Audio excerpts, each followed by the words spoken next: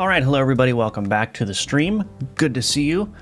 Yeah, so before I get into it, we've got the Gunforged ad to go over. So yeah, Gunforged is my first real commercial release as a full-time indie developer, and I would very much appreciate it if you took a look at it and consider purchasing it. You can download the demo and play it, and if you like it, give it a purchase and leave a review if you end up playing it. I would appreciate that. I also have my 2D Survivors course and my C# course, which is one of my 3 courses. So if you want to check out those courses, you can check out the description. Those are linked below, and Gunforged is also linked below. So yeah, those are all the ways you can support me. And I also have a course in progress, which is an online multiplayer cooperative game course. And that's going well. That should be done in a couple weeks here. So we're looking at maybe the 2nd week in June is when it will be available. Maybe the 3rd week in June. But yeah, so keep an eye out for that. Also, I will not be streaming tomorrow, but I will be releasing a new code review video tomorrow. So keep an eye out for that as well. All right. Hello, Luca. Welcome. Hello, Edox. Good to see you. Kinyaz, welcome back. Hello, Rookie Tookie. Good to see you all. Good to see you. How's everyone's weekend? All right, let's see. So, yeah, so today, as the title of the stream implies, I'm going to be working on some of the visual stuff here. I think mostly what I want is I want to start coming up with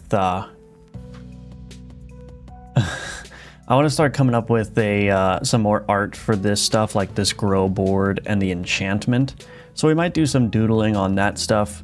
Also, I'm still being bothered by this begin and these play controls here. And I still have an issue too of the auto resolve sometimes hanging. So maybe we'll take a look at that. But I think one thing that I want to fix first is for some reason these shop icons are not appearing here. So I want to fix that too. I don't know why that's happening. So maybe that'll be the first thing that I fix, because this has been bothering me for a while. And then we'll doodle on some different art here. So yeah. Hello, Himanshu. Welcome back. I'd like to say well regarding the health globes, but I bet it would annoy the hell out of you. It might. Hello, Emerson. Good morning. All right, so yeah, let's fix that shop first. What is going on with the shop icons? Alchemy pedestal.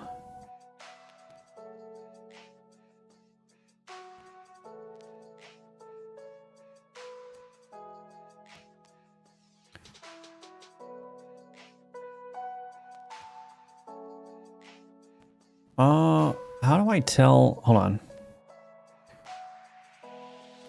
Outline material. Oh.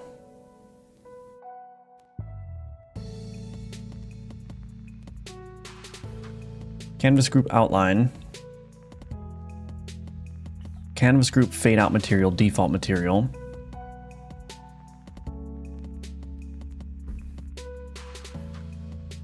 Set shader parameter progress to 0. Why is that being set to 0? That should mean that it's visible. Yeah. What's going on here? Why did this break all of a sudden?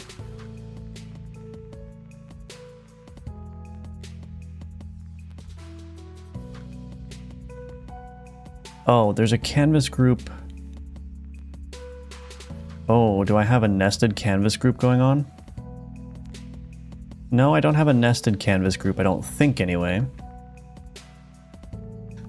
The shop container gets added to the game UI here in the right half container, and the game UI is used in the run manager here.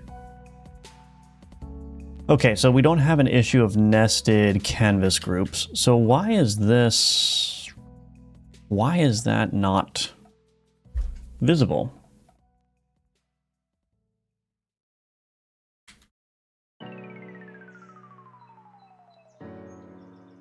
Alchemy icon visible equals true. Switch event type. Where's this event type coming from? Oh, export event type. Oh, did this get reset? Hold on.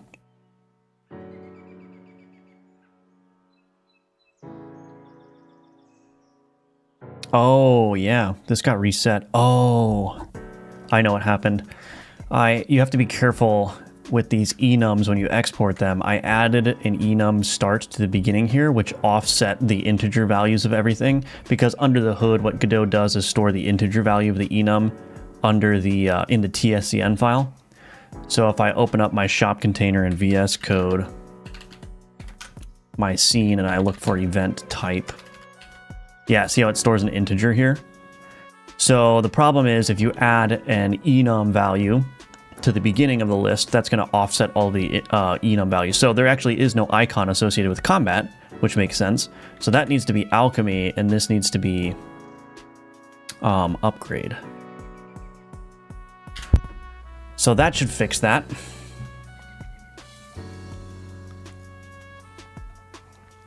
Are we doing art stream using shader language now? We are not. We're not. I don't think we're going to do any shader work today, but we'll see. I think I can just run this. Let's just make sure. Yeah, so we got the icons back. Cool. All right, so that fixes that. Fix shop icons. Alrighty, so maybe we'll work on the grow board generally speaking, because that is something that I don't even have an encounter type for.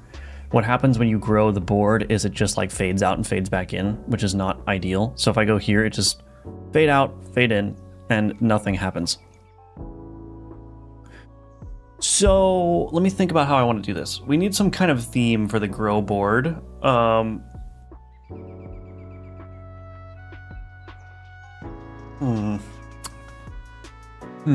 We need some like thematic way of communicating that your board is going to increase. in size. And I don't know what that is going to be. Is the enum thing only for C#? I don't know how Godot stores its own, or like, I don't know how GDScript enums are stored in the export value. It might be the same, I'm not sure. I didn't get what the problem was. Yeah, so the enum values are given an integer value in C#. Like you can convert an int from an enum value, or you can convert an int to an enum value and an enum value to an int. And so that's what Godot does. It converts the enum value to an int. But if you add, and it's numbered from, I think, 0 to whatever, however many elements you have, -1 in the enum. And so if you add an element to the beginning of the enum, then all of the rest of the numbers are offset by 1, but that doesn't update in your scene file because it's stored there, if that makes sense. Why your Godot don't have 3D? I turned off that editor feature to reduce the clutter. Hello, iCode stuff. iCode stuff. You are, you got early access to my code review video unintentionally, so I saw your comment, but the video is supposed to release tomorrow at 10 a.m. So if you're wondering why that video has basically no views, it's because it's not actually live yet. It's not supposed to be live anyway. So don't worry, you're gonna get some eyeballs on your game in the code review video tomorrow. Hello, Lunamachi, watching from the Philippines. Wondering if you need to use VS Code or can you just use Godot for making the entire thing? What's the point of VS Code? If you're using GDScript, you can use Godot for the entire thing. I'm using C#, and there is no like C#. You can write C# scripts in the Godot editor, but you don't get any IntelliSense or anything.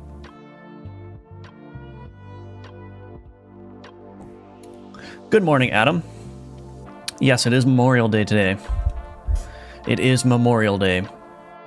You have to work, that's unfortunate. But welcome back, Red Velvet. You're welcome, Lunamachi. So we need a theme for Grow Board, and I really don't know what to represent here. Let's see.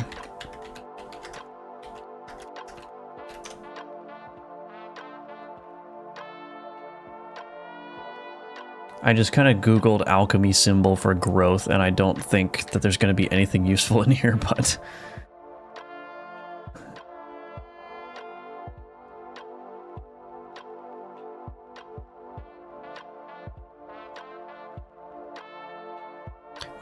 I'm kind of like...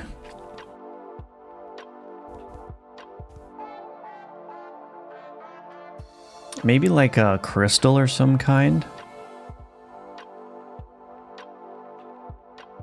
You know, it'd be kind of cool, actually, if there was like a crystal on a pedestal or something, and you have to click it a couple of times, and each time you click it, it gets more cracked, and then on the third click, it just explodes and your board grows or something. That would be kind of cool. I think a crystal would probably be hard to draw, though, but we can certainly try it.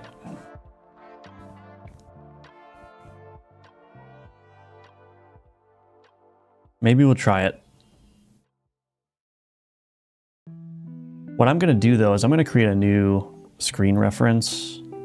Maybe I don't need to do that.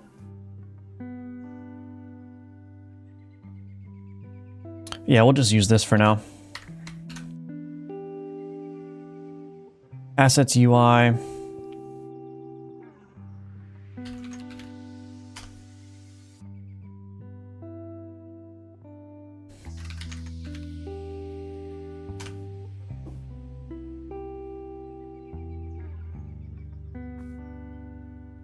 I saw the video in the channels playlist and I was so confused. Yeah, I didn't realize that unlisted videos would show up in playlists, so I had to remove the unlisted video from the playlist for now, and then I'll add it back in after the video goes live.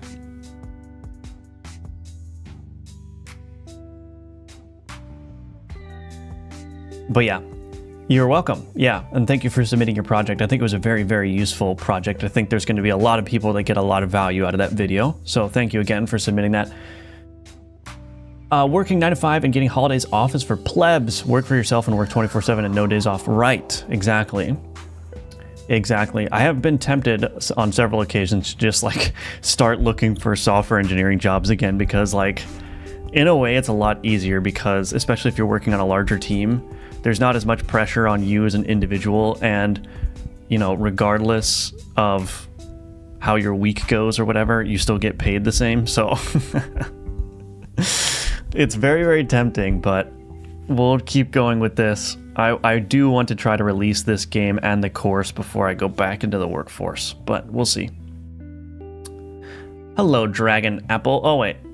You were already here. I kind of heard you talk about moving to GD script for your next game. What kind of game is it, and why the decisions to switch scripting language? Well, I didn't switch. And this game is a collectible card game auto battler roguelike, with the main hook being that you can create your own cards through the alchemy system. This reminds me of Chants of Sinar. I don't know what that is. Oh, the alchemist language. Interesting. Hello, Eric Grove. I have not chatted in a while, but have been lurking. Awesome. Well, always good to see you in the chat, and always happy to have you lurking as well, whichever one. Oh, I didn't want to do this. I already messed this up. I want screen reference. I am a little bit tired today, so I'm going a little bit slow. I had quite an exhausting weekend, but that's okay. All right, now we're gonna see if I can embarrass myself by drawing a crystal. Let's see. We're gonna do a very bare bones crystal, and yeah, I have absolutely no idea how this is gonna look.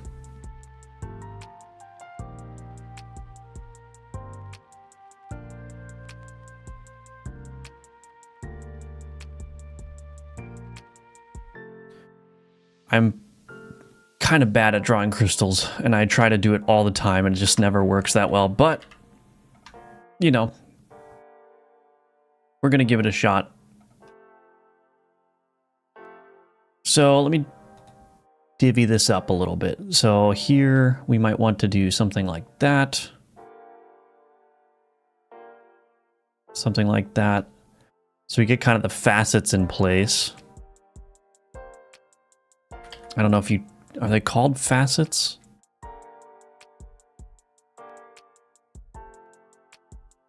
That looks terrible.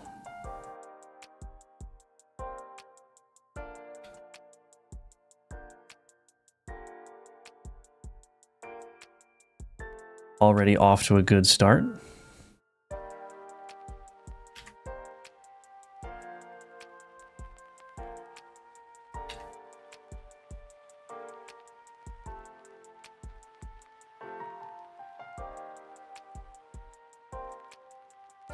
Here comes the cat. Hi. There he is. Saw the video. Oh, wait. I already read that. It's Independence Day in my country, by the way. Oh, very nice. Well, happy Independence Day to you. Any tips for a dev who has never done art or drawing? I'm good with logic and coding, but I can't draw, so I'm stuck with free assets online. Could AI help? Maybe AI could help. I think you just need to learn the basics, color theory, work with constraints. So if you're trying, I can offer advice for pixel art specifically. I have a video on how to get good at pixel art on my channel, so you can watch that.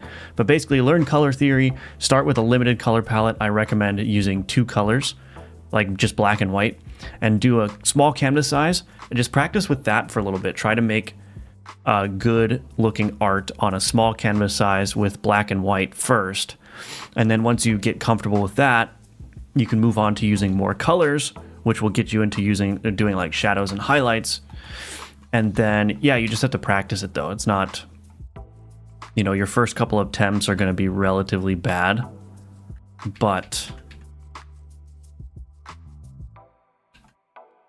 yeah, you just got to stick with it, and you can get good at it. It's just a little bit difficult. That's all.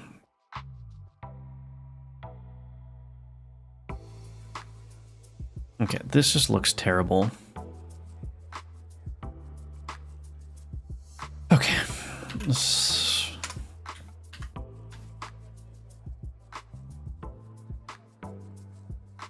I might have to pull up a reference for this one, though.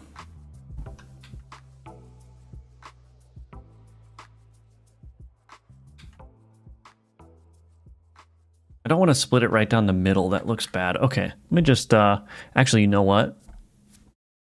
I actually have a real crystal.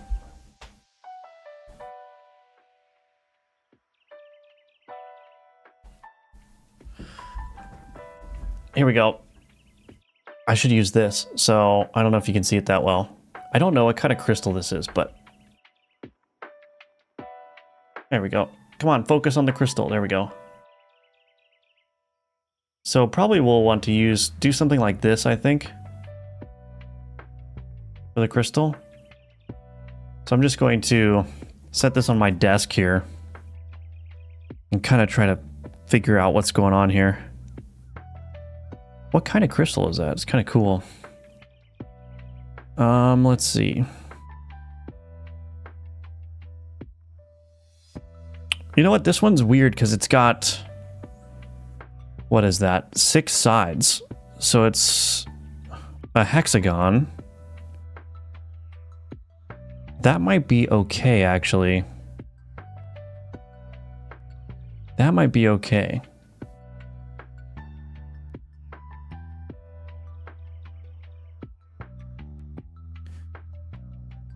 Okay. So we'll do it up at a higher point. This.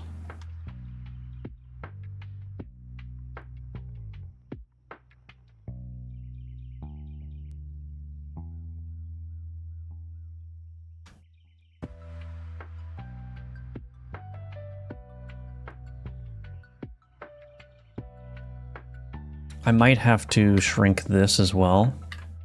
That's too, yeah, that's too pointy. I don't know. I think I'll just have to make do with this. Goodness gracious. This is definitely stretching my art skills, but... And then in here, what we've got is like something like this.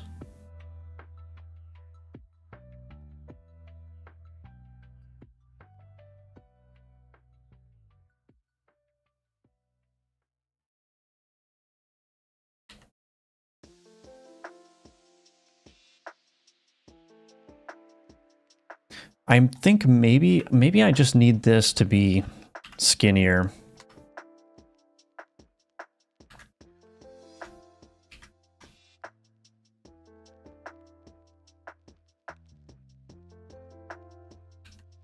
I called this an art stream, but maybe it's more accurately called a floundering stream. That's okay. We'll figure it out.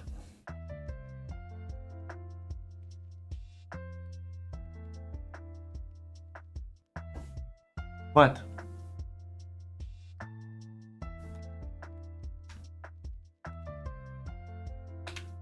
All right, we'll just try to make this work.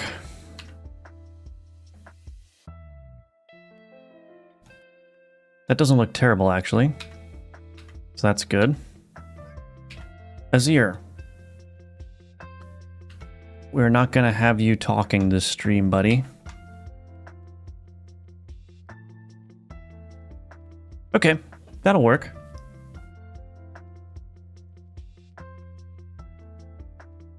My addiction to timers has been stopped since. Nice. Showcat, I did. Do you use mouse to draw? I do, yes. I know you had mentioned before that benefits of AI assistants. What are your thoughts on AI for code and how Steam's requirements of an AI assistant was used in the dev process? I mean, don't take my word for it, but I think Steam's position on AI is mostly to prevent like AI shovelware slop, where you just like generate a bunch of AI assets and generate a bunch of AI code just to like push some garbage out onto Steam. But it's hard for me to believe that Steam is saying don't use AI to use any code for any code, or even don't use AI for any textures in your game. Like if you need a wall texture for some non-discrete or nondescript wall in your 3D game, like is Steam really going to delist your game because you use like an AI generated wall texture? I don't think so. But again, don't like bank on what I'm saying, but I think that's the point. And it's also hard for me to believe that, you know, there are big publishers that are no doubt including AI in their workflows. And so I find it hard to believe that, you know, a AAA game that's using AI in its workflow is going to be delisted from Steam because it's, you know, generative AI or whatever. Where is my preview window?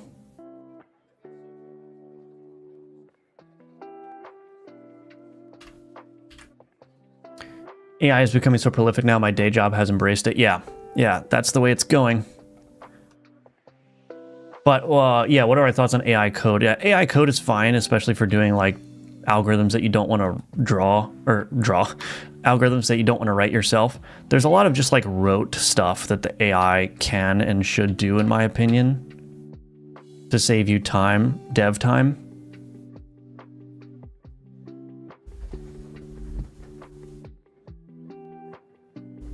And I think using it as a tutor is also a really good idea. So if you're new to programming and you need some help, like having some things explained, you can treat it as a tutor or like an advanced rubber duck to explain concepts to you. I think that's a perfectly valid use of it too.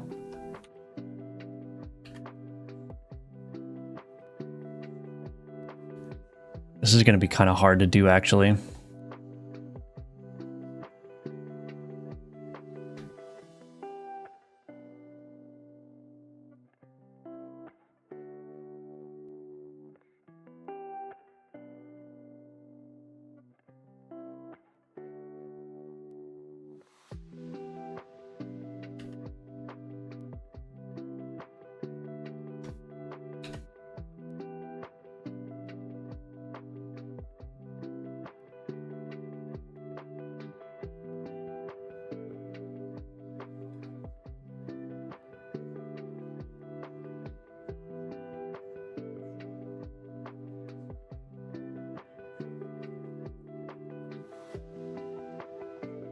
Where did you learn color theory? Just watching YouTube videos, basically.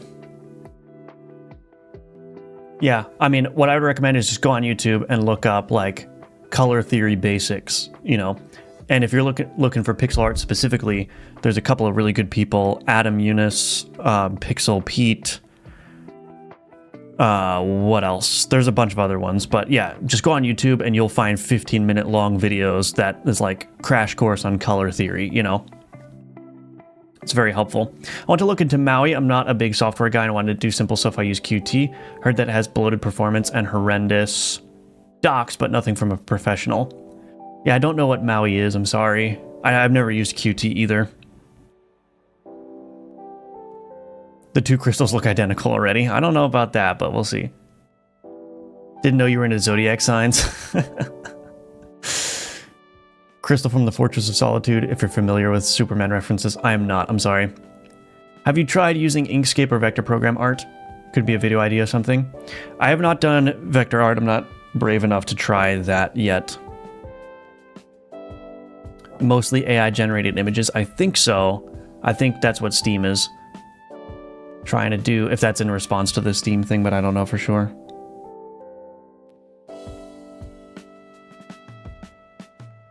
It's a good tutor.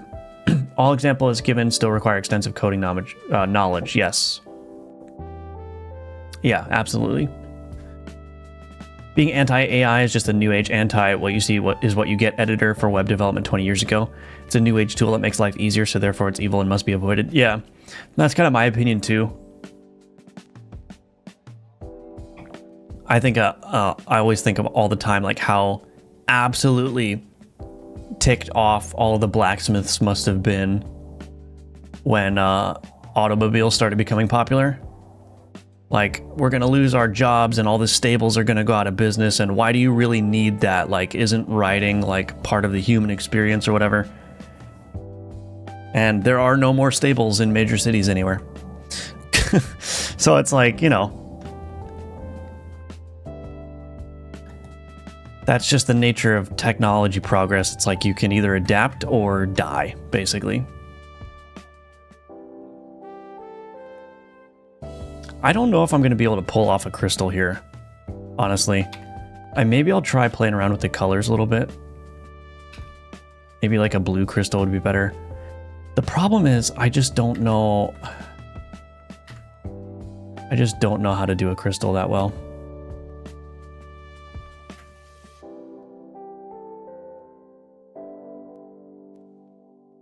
They're supposed to look a little bit cloudy on the inside too.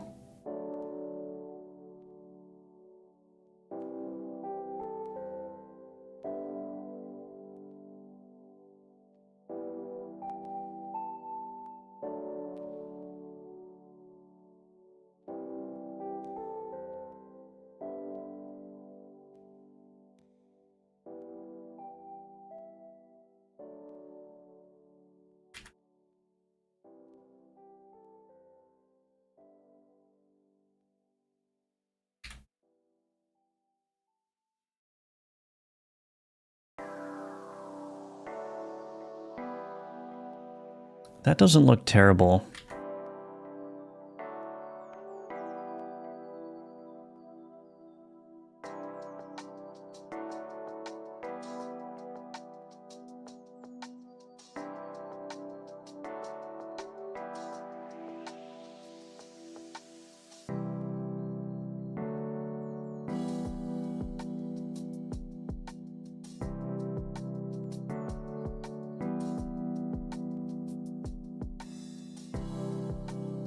I kind of feel like this needs to be basically all white here.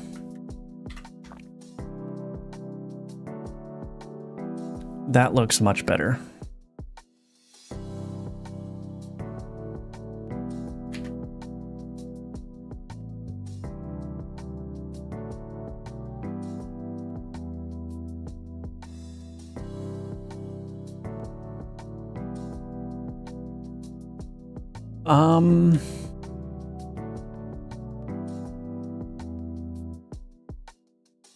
Reverse the colors a little bit.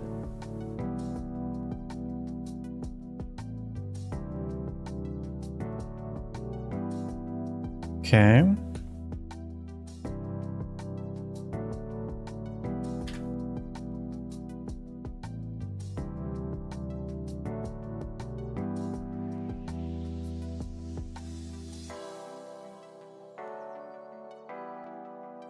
Azir, what are you doing?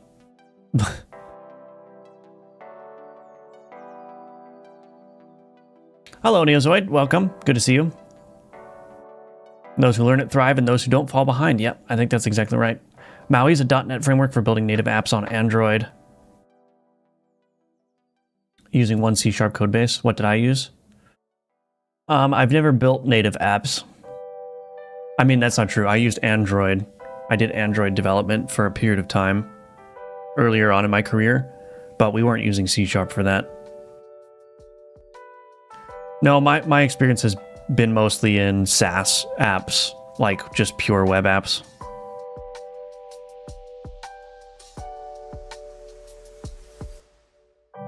If you don't use AI, you're gonna die. Yes. Yep. Say you give an AI prompt, it had issues, you had to debug and find and hopefully fix what was wrong. Would that be considered AI generated? I don't know. That's a good question. Probably, but I don't know. If you drop a diagonal from one of the top points, forming the rectangle, and then one from the other corner, slightly different angle. Drop a diagonal from one of the top points, forming the rectangle, and then one from the other corner with a slightly different angle, it will work well. Well, I'm modeling it after the crystal that I have on my desk here, like a head-on view. Although there's a different head-on view that I can do. Well, we might play around with that. Let's just see how this goes first.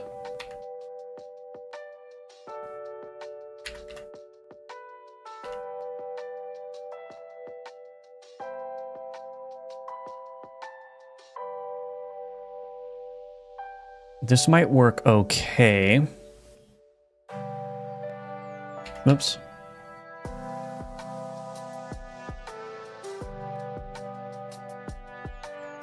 This is kind of the problem. The reason I don't like this, though, is this is like pretty different than the rest of my art. Or the encounters, anyway.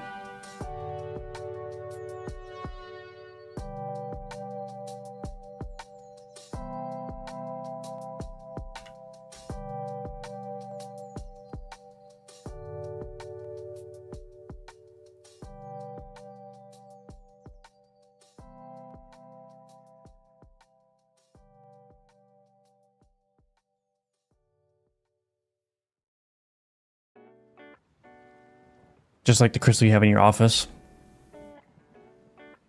Yeah, we'll see. Tilt some of the crystals to get the illusion that it's created in nature. I do find myself turning off AI code completion more often recently. Sometimes it just distracts me and forget what I was trying to do in the first place, but I'm the old guy trying to learn it. Some of the AI suggestions are kind of useless, yeah. Not going to say anything about the crystal you may send me on timeout.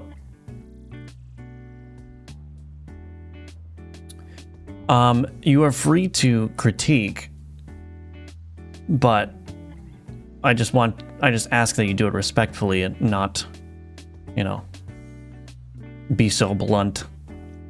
Prop grab a crystal 3D model and gaze at it at different angles. Well, I have a real life one. I have a real life 3D model. I assumed you were a C# developer based on the tools you use. No, I've basically, I think there was a period of like 6 months where I didn't, or there's a period of like 6 months where I used C# in my day job. But that wasn't like a serious, like, I worked for digital consultancy, and so basically I would work with client developer teams just as like an extra staff, basically. And so I was just like extra help for whatever tech stack they were using. And so my only exposure to C# professionally was working with a client that was using C#.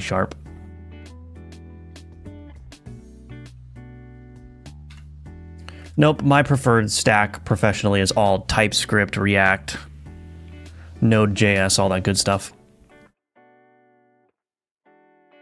All right, this crystal doesn't look terrible.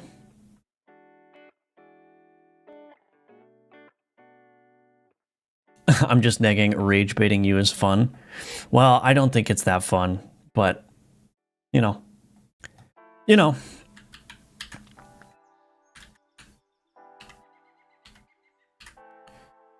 Anyway, so let's see.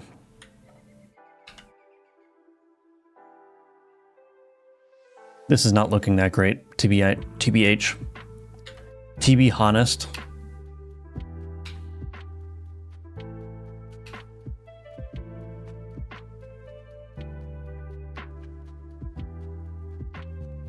I wonder, shoot.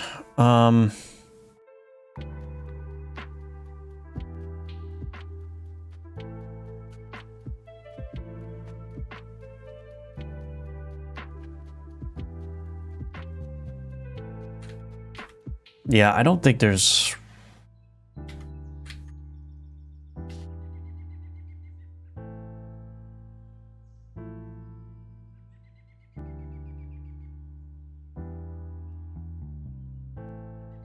I don't know if there's a way to make this work. Oh, wait, that looks kind of cool. Wait a minute. Okay, hold on.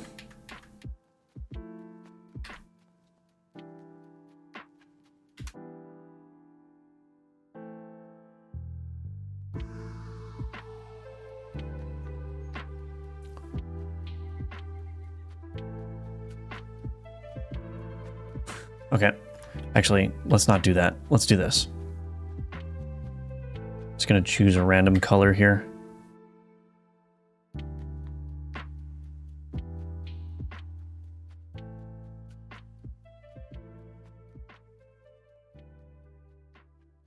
Actually, I probably can use the white. That kind of, yeah, it doesn't match the rest of the stuff that I got going on, though.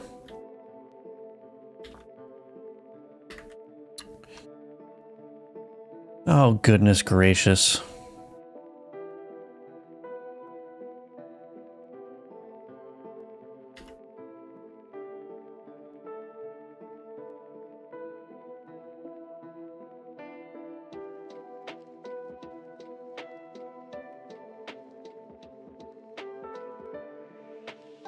No way you called TypeScript and Node.js the good stuff. I love it. I love that stack.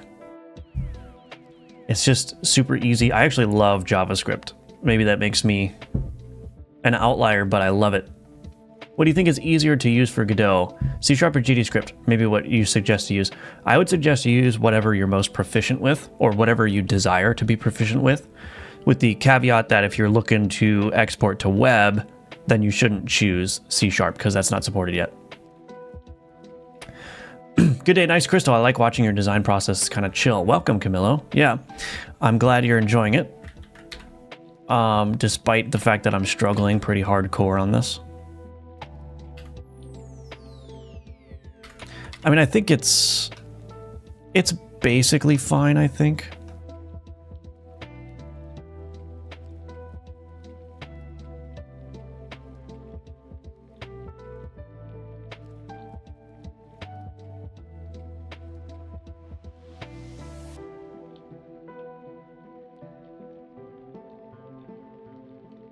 I wonder if I should put some lighter parts in here. That would be a departure again, though, from the style that I've got going on.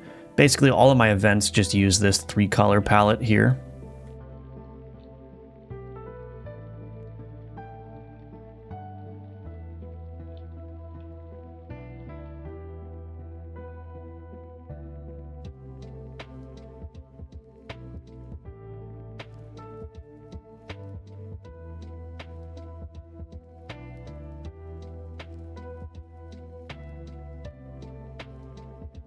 Maybe this crystal is just obsidian icon, but in pixel art. I could.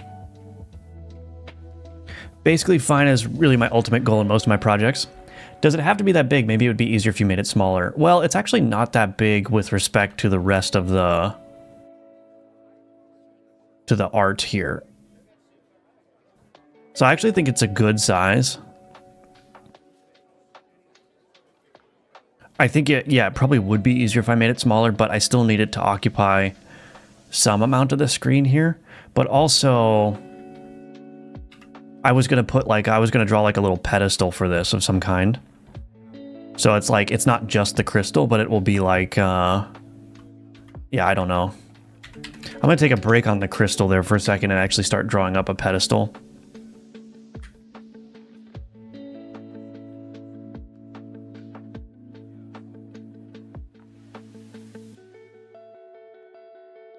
And once again, I don't have any idea what the pedestal will look like. So if there's any suggestions here, what should I make it look like? I wonder if like a tree stump would be kind of cool, but that doesn't make a whole lot of sense.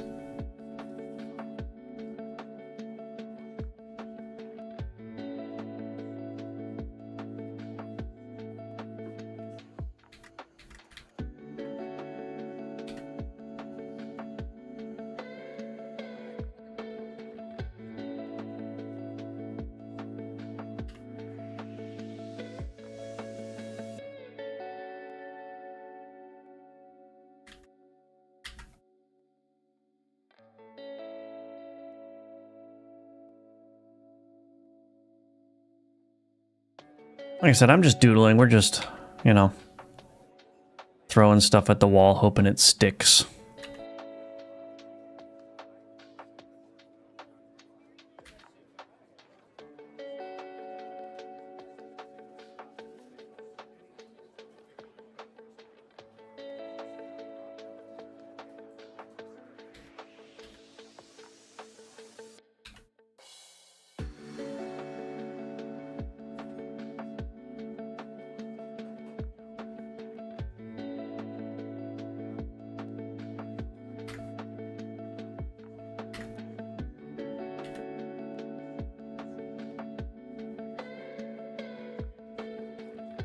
Diff shape, yeah, that's something that I will probably experiment with too if I don't like how this is ultimately turning out.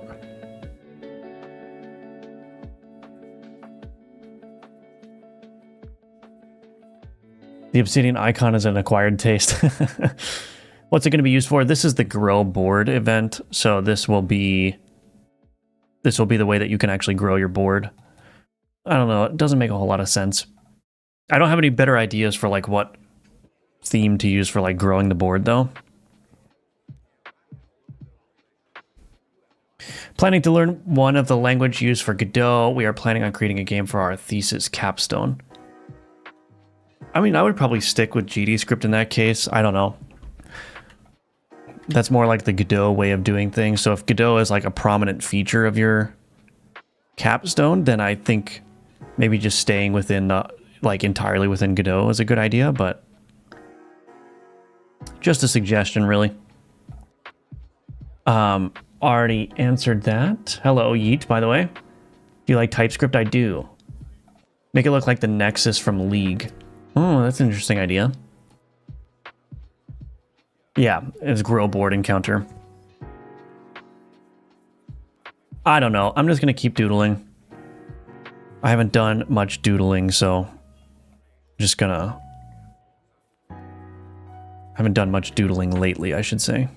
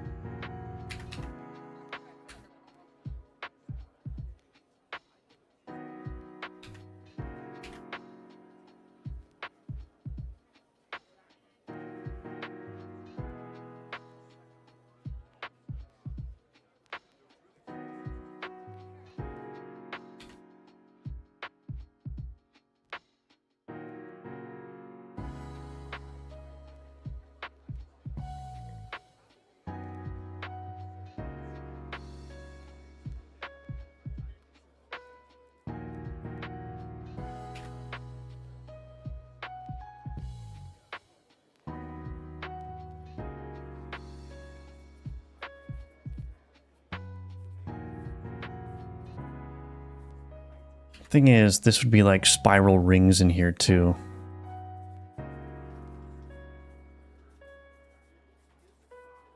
Anyway.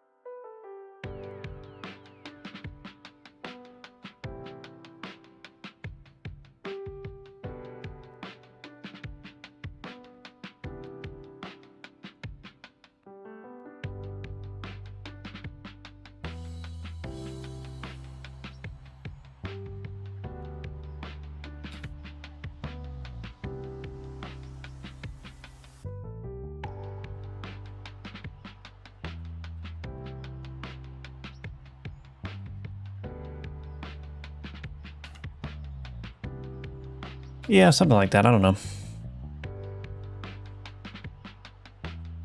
I don't know. Just doodling. I don't like this here. I wonder if I just made that entirely invisible.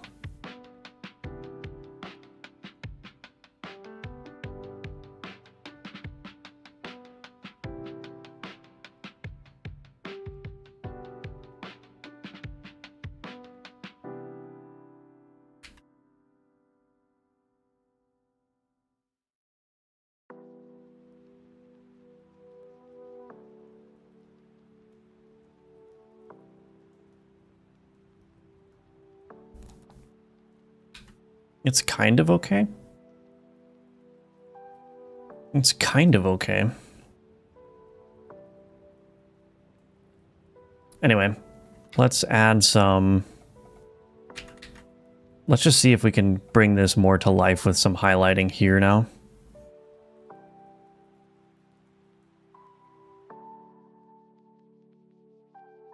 We'll see what we can do.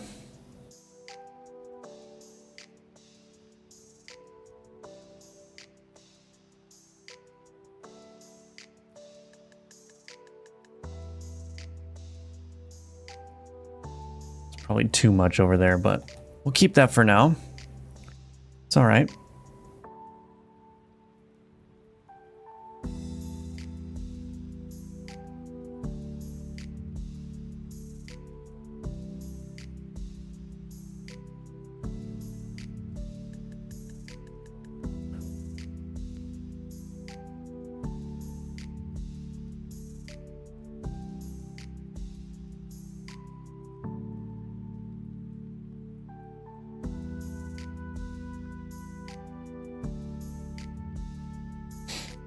Just trying to make it look like there's roots or something here with just a little bit of texture.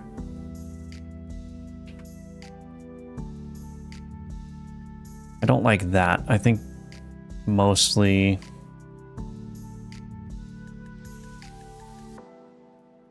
Actually, that's okay.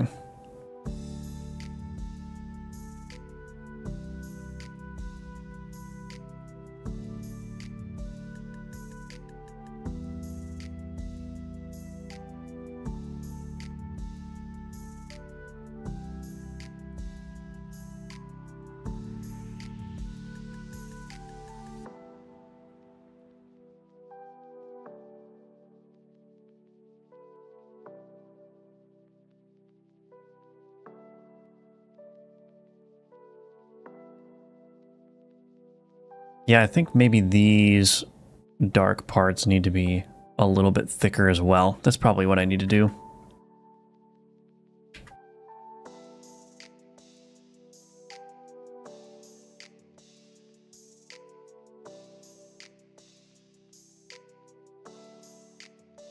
Add some texture so these aren't so uniform here.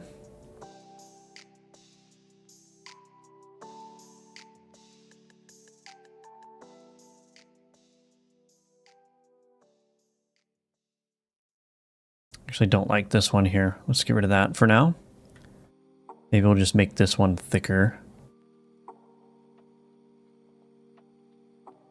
This is over here. This is too busy. Let's get rid of this. Pare that down a little bit.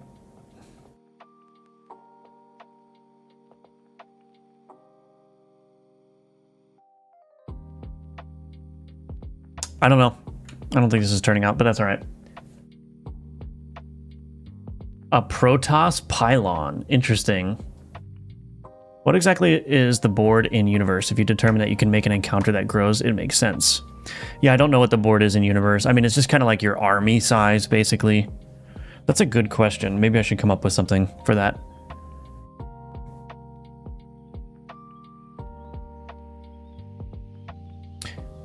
Necromancer Artifacts D&D, and it came up with mostly crystal orbs of various colors and styles.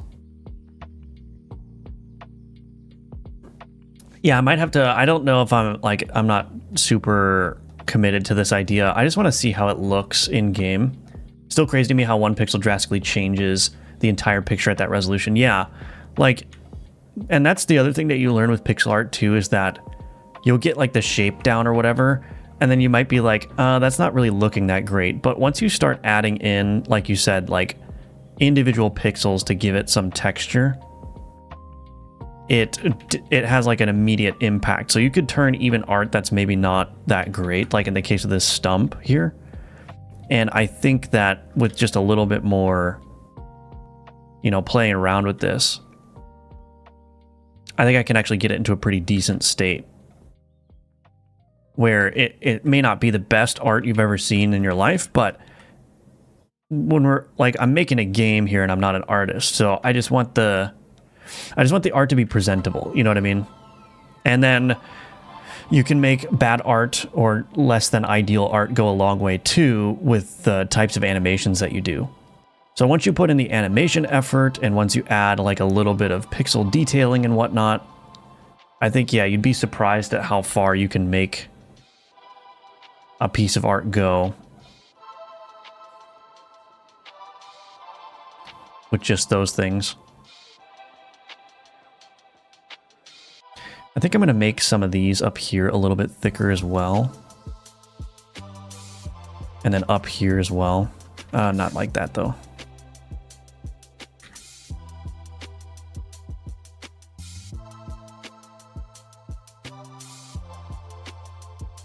I'm not entirely sure about these. I'm going to get rid of those for now.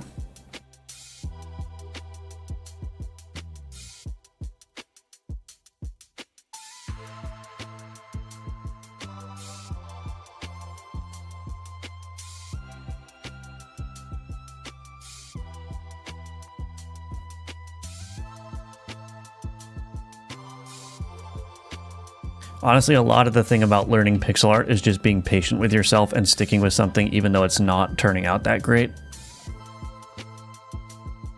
Because if you bail all the time on a piece of art that's not working out, then you're never going to actually sit down and like focus on what is going to make this art better, you know?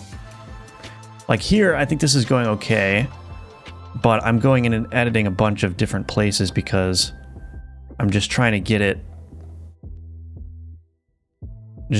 looking decent.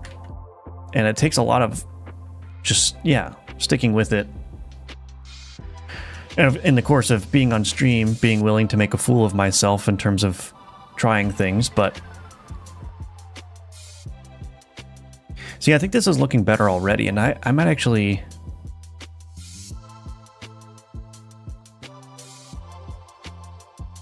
I almost think I have too much highlighting going on here. I'm almost wondering what happens if I just use the black? Yeah, I might have too much highlighting going on, honestly. I'm going to start stripping down the highlighting quite a bit, actually. And we'll see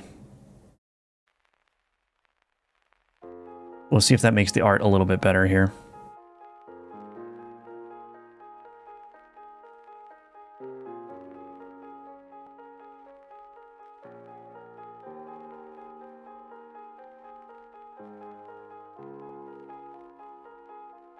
I think that can stay. There's too much going on there. So we'll get rid of that.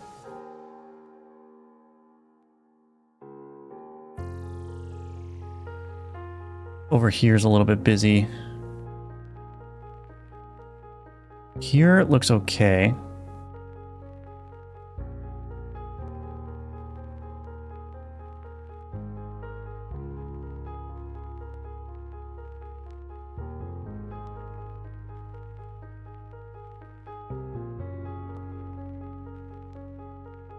I used a multimeter on my USB port because I was bored and I didn't notice PC was on. Now I have to alternate between using keyboard and mouse.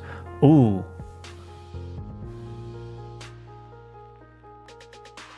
Sorry about that. That sounds unfortunate.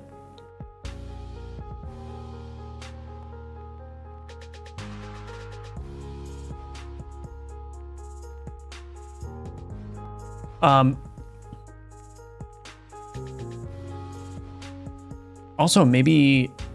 I wonder if restarting your computer, Kenny, would work. Because sometimes, I don't know if this is true, but I think sometimes the electronics just get messed up, and if you just do a reset, it'll work. But can you make the stump bigger or the shard smaller? The size difference is comical. Well, it's supposed to be large. It's supposed to be a huge crystal.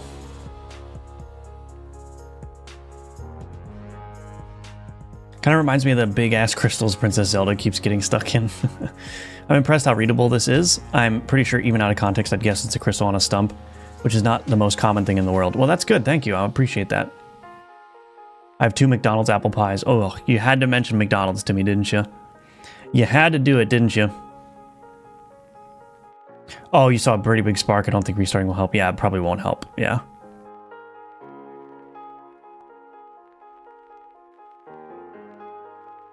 Honestly, this might even be too small for the screen, but maybe not. So again, what I want to do is maybe try like fracturing the crystal when you click it a couple times.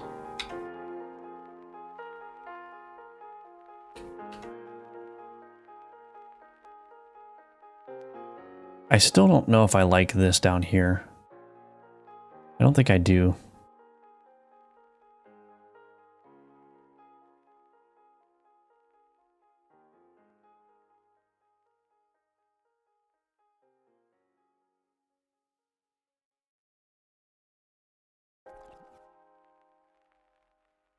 That looks all right.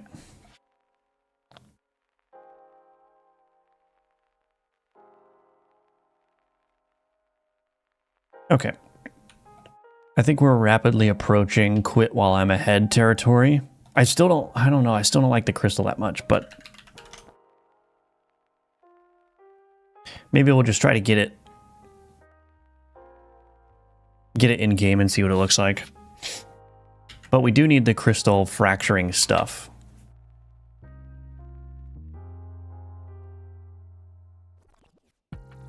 Which is going to be an entirely different things. It's going to be an entirely different thing here, but let's see.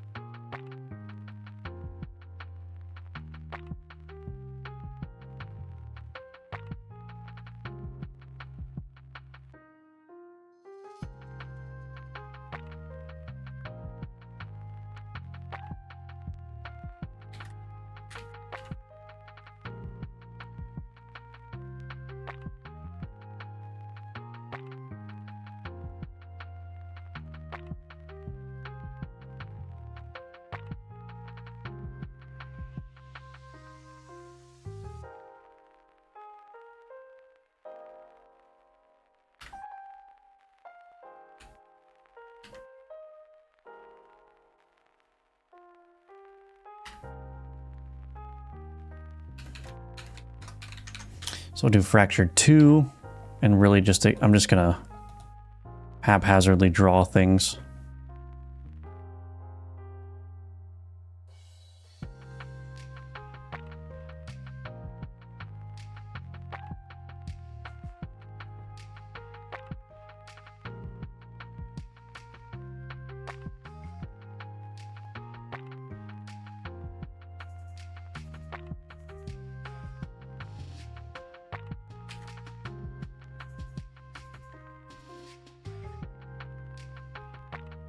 Okay, that'll work, I think.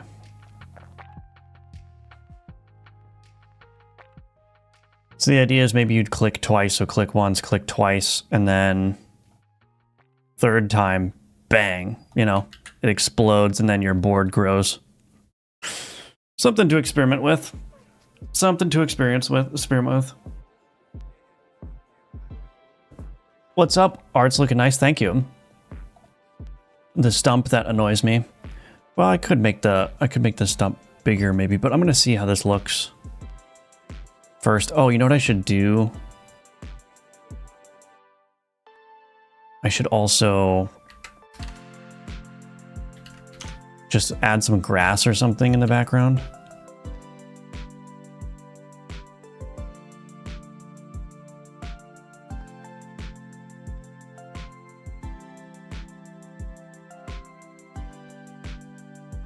Could do some grass in the foreground too, that would help. I'm not going to use this color, but I'm just going to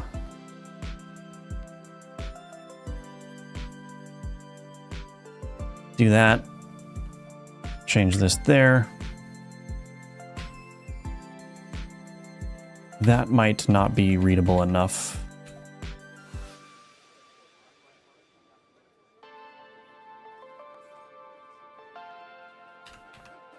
Let's do a smaller tuft of grass here.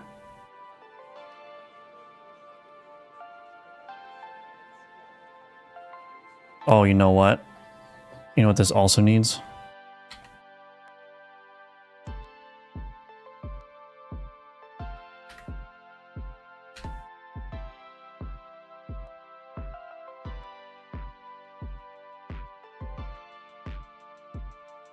I could do 2 outlines. Oh, that's gonna look weird, I think. Well,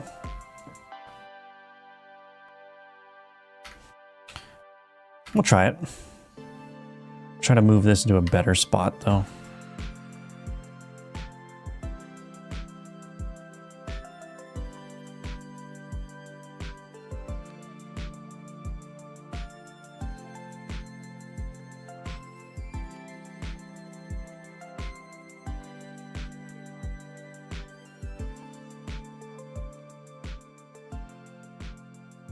Guess it doesn't need to be right up against the stump. It can be down a little bit.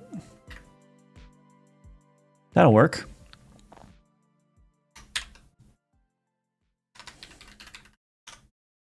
We, of course, need a mushroom now. Of course we do.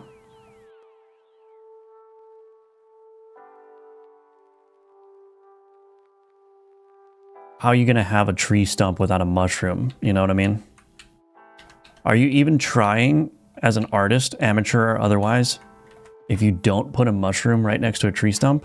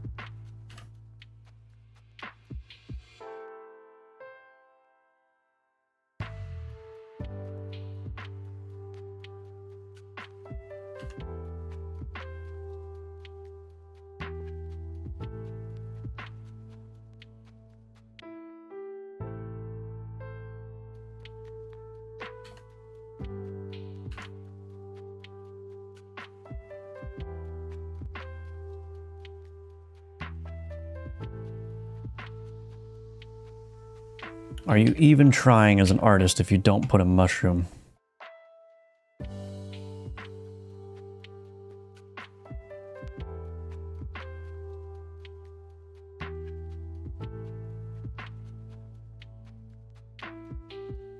I might not highlight that actually. Just keep it as a background element. And I may even move this behind the stump. And then the stump here.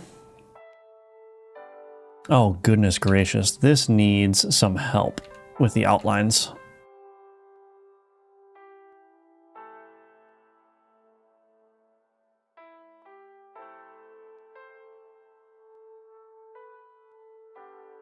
Oops.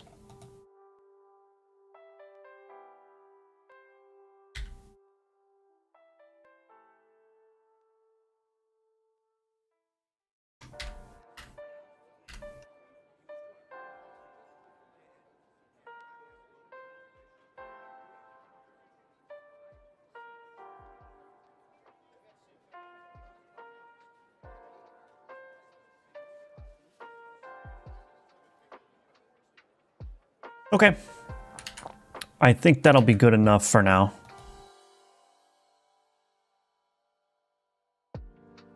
The forbidden lipstick? Oh no. Zelda's fine if free, the crystal is shattered. Crystal is fine, ignore the noise. Well, we'll see. I mean, I don't know, it looks kind of flat in comparison to the stump, but I guess that's to be expected because a crystal is going to have smooth edges. I don't know, I'm just not sure if I'm entirely happy with it, but we'll see. Maybe something vine-like wrapping around the crystal from the bottom part to help tie it together. Ooh, that's a good idea. A faint glow at the bottom would look awesome. How would I do a faint glow? That is a good point, Polite Cat. Welcome to both of you, by the way, Patrick and Polite Cat. Some sort of particle effect to make the crystal seem even magical and not just dead rock might help. Yeah, so I think particle effect is definitely something that I can do.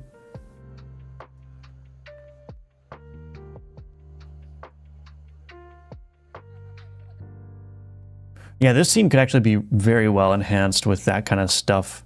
I could even do like fireflies that blip in and out, you know what I mean?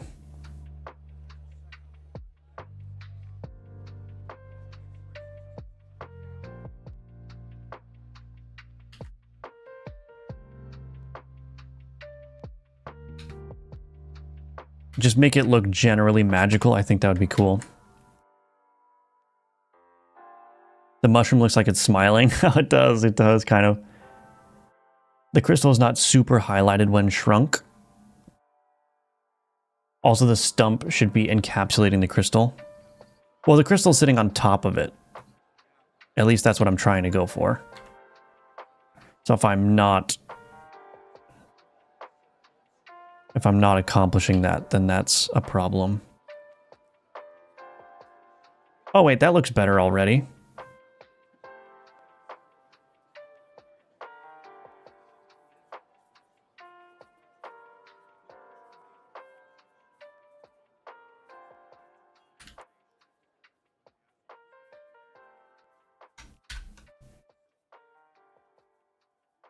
So we're going to duplicate this. We're going to do outline, so we can highlight the crystal. Actually, should the whole thing be outlined or just the crystal? I think just the crystal. Yeah, we'll just outline the crystal.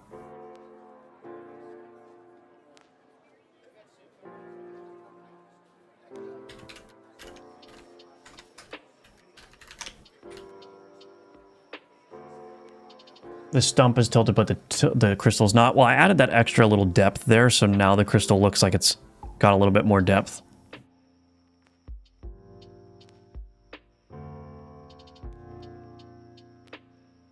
Maybe move the crystal a couple pixels down. I should get rid of this highlight here. Maybe it does look a little bit better down. Let's see. I'll move it down 1.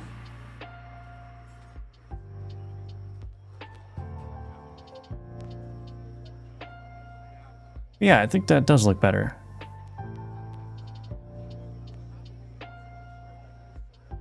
I like those. Oh, the fireflies? Yeah, yeah. Stream is fun. I can finally understand what my rubber ducky feels like. Nice. Now the crystal is just sitting on the stump. Right. Fireflies were a great idea. You know a lot of hotkeys. Yeah, thank you. With respect to the fireflies, yeah, for sure, like, learning hotkeys is something that you should do for all of your programs, because you don't need to learn all of them. Like, I know a lot of programs are overwhelming. They have like 3 pages of hotkeys, but just like the stuff you use 90% of the time, get the hotkeys for that stuff memorized, and your workflow's productivity is going to increase quite substantially.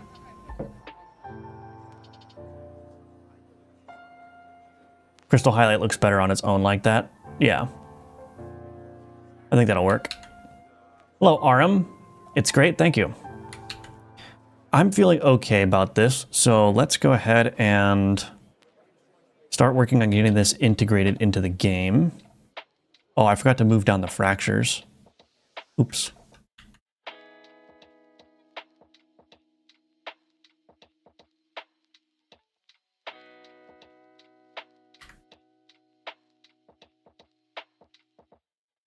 And we'll do, like I said, we'll do animations and whatnot for this as well.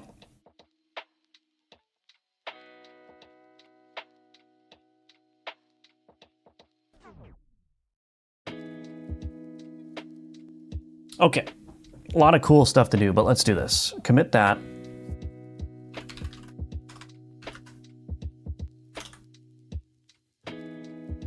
A-Sprite shader brush is so good. Oh, I gotta try that then. When I learned Control P on code, it changed my life. Yeah, Control P, and then also, so Control P to open files. But if you do, what is it? Control Shift O. Yeah, if you do Control Shift O, that's your symbol search. So if you're looking for a function or a method in a particularly long file, like Run Manager, I can do Control Shift O, state event, and there we go, jump right to that method right there. So that's a good one to know. Control P is definitely useful. Also Alt and arrow keys. So Alt and left arrow key takes you back to where you were. Alt right arrow key goes back to where you came from. So if you're like jumping around and like, wait, I'm looking around here. Okay, now I want to go back to the Run Manager. Just hit Alt left a bunch of times and you're back. There's also hotkeys to access the tabs up here. I don't know. Oh, it's not that. Is it F1? No. Control Shift? No, it wouldn't be Control Shift 1, would it? I don't know what the hotkeys to access the tabs are, but is it Alt 1? Oh yeah, Alt 1. Alt 1, 2, 3, yeah. You always do great things, and I enjoy watching and learning from it. Thank you.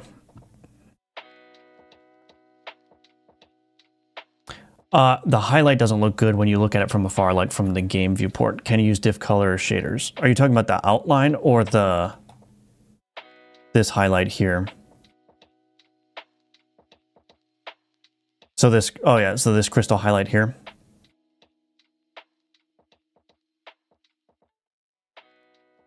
Guess we got a new video idea. Yeah, hotkey video might be a good idea.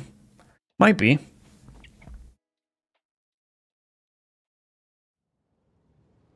I would like to learn VS Code shortcuts since I'm used to Vim. I mean, those shortcuts that I just went over right there are like, I would consider those like the 90% shortcuts. You know what I mean? Like, that's what I do. If I'm using hotkeys, it's one of those, what, 3 or 4 things that I mentioned. I don't even use the Alt, you know, tab selection one. So really just Control-Shift-O, Control-P, and basically that's it, actually. But VS Code is, again, one of those programs that has, like, pages of hotkeys. Oh, there's other hotkeys that I use, too, like Alt to move lines of code around, Alt arrow key. If you do Shift Alt arrow key, it duplicates the line.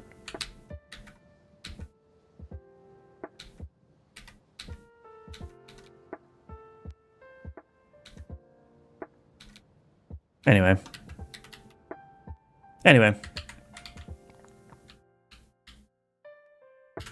All right, I need to take a quick 2-minute break, and then when I come back, we're going to be integrating that art into a screen here. Again, I don't know if the art is finished yet, probably not, but most important thing is to get something in place for this, and then we will go from there. So we'll be working on integrating that to the game. Probably we'll just be working on mostly the visual aspect of it and not the functional aspect, because I do want to try those fireflies and whatnot, but we'll see. I actually searched up Alt arrow keys when I saw you do that. Nice, yeah. I've not even mastered the NVim shortcuts. All right, I'll be right back. In the meantime, please check out the links in the description below. Give me 2 minutes, or probably closer to 3 minutes, and I will continue on with this work.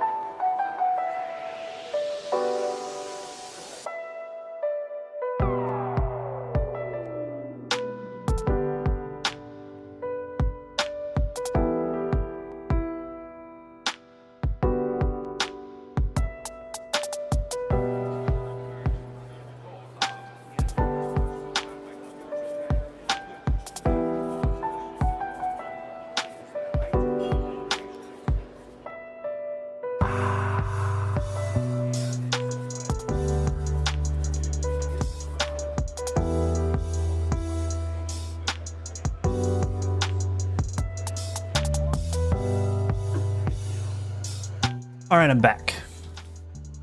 All right, let's go into the game here. So, scenes, UI, where is that? UI.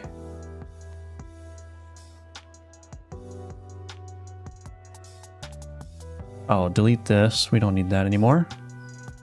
We don't need this anymore.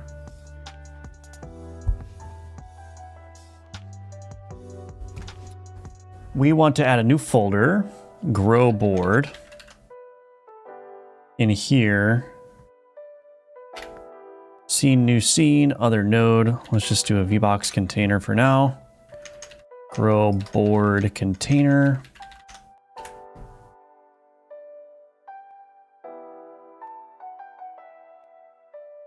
All right, and I forgot to, or I didn't forget to, but I haven't yet exported all this stuff.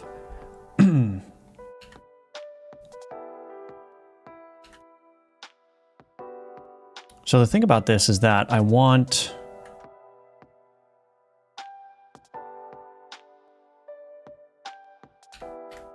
grass, stump, mushroom. Oh, there we go.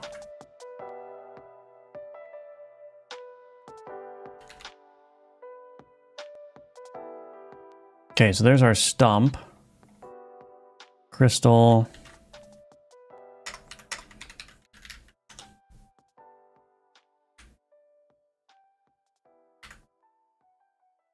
Oh, shoot. Gotta get rid of this.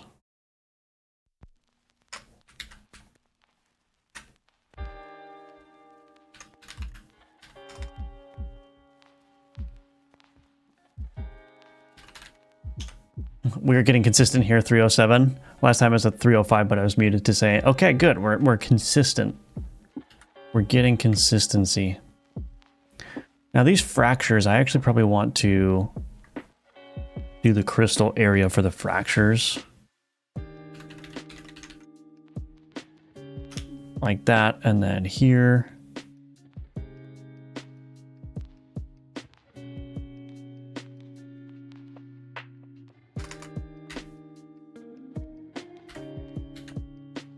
Okay, that should be everything. How do I want to set this up?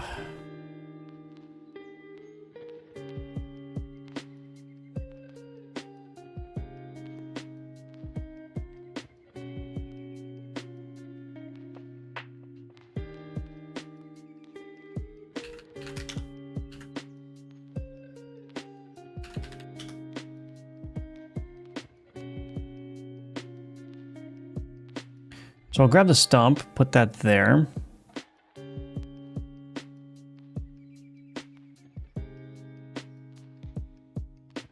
Center it in my own way.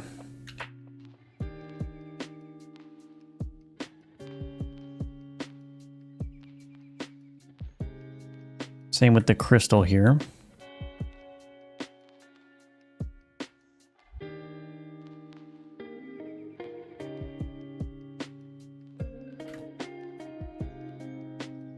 Okay.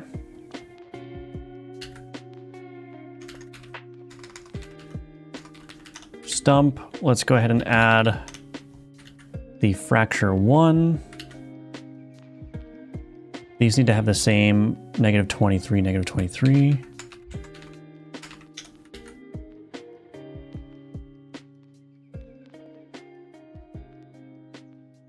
Oh, I put this in the wrong place. Oops.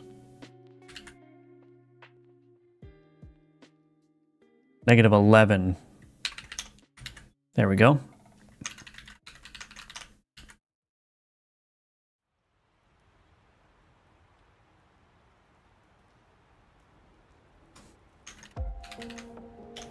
So we've got all those in place. I'll just go ahead and lock those so I don't accidentally mess them up. Okay, we also need the crystal highlight.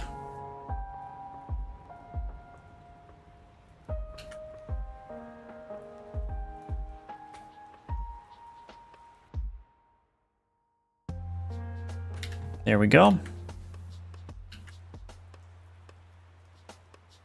What am I missing? Oh, nothing. Okay. So we've got all this stuff.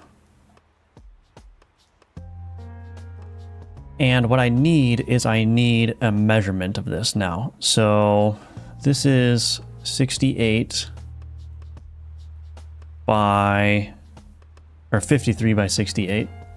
So 53, 68. I'm just going to create a new node 2D here so I can lump all the visuals underneath that. I can take these, move them under there. Then I can take this transform. Oh, wait, this is fine. Oh, I need to just, yeah, reset all these then. There we go. So now I've got a control node that exactly bounds all that stuff.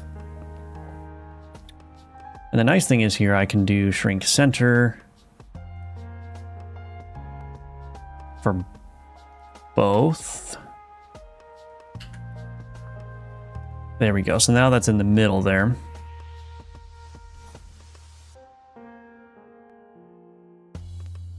I might want to make this control a little bit bigger actually. Let's do plus 16, plus 16, and then we'll move this 8, 8. Just give it a little bit of padding because this control node here, not this one, but just this control, this is going to be the control that can intercept the mouse events. So we're going to want to keep that at stop there. Now I kind of really want to do the fireflies now. I don't know if it's worth doing this, but I'm going to do it anyway.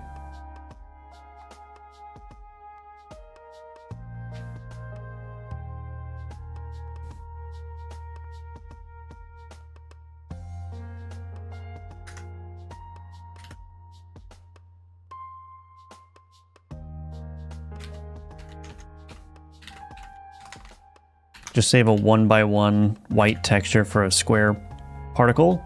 Let's go ahead and add underneath the visuals, I guess. GPU particles 2D. Let's see if we can get some fireflies going.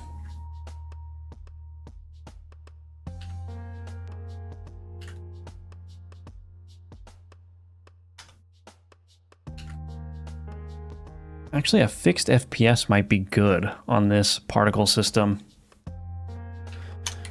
But we're not going to worry about it just yet. Particle square. How do you measure in Godot? You can use the ruler tool up here. Ruler mode R. And then you can just click and drag to measure. And that will obey the snapping too. So if you just want to measure in accordance with the snapping, you can turn that on. It's very useful. Very useful. Emission shape. Let's do a sphere of radius 32 maybe.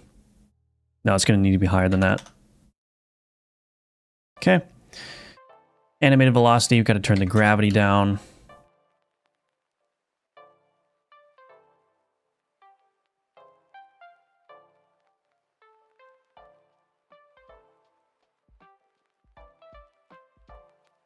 I actually don't think that scale is going to make much of a difference because it's a 1 pixel thing, so it's either going to be visible or not. But whatever, we'll just leave the scale in place, I suppose. Did I do something wrong here? Oh. There we go. Now we need to give it some motion. Initial velocity. Let's do 2 and 5. Yeah. Direction. We'll just do a random direction, a random spread. We don't want any of that stuff. Angle, we don't want. Animation, we don't want. Spawn, position, emission shape, scale, angle, velocity. Angular velocity, no. Directional velocity, what does this do?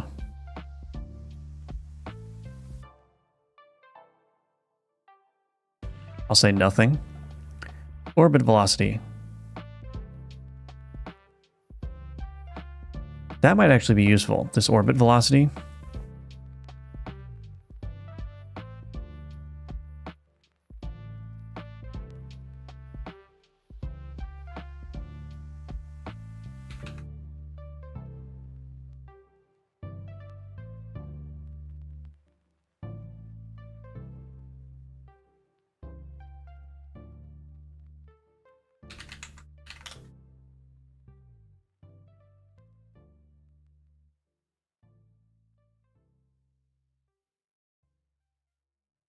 Gives them a little bit of side-to-side motion as well.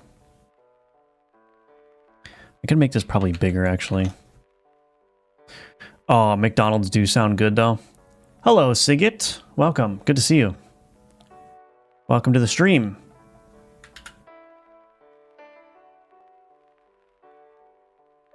I really have no idea how this is going to look, but let's go ahead and run the game. Or just run this scene, rather.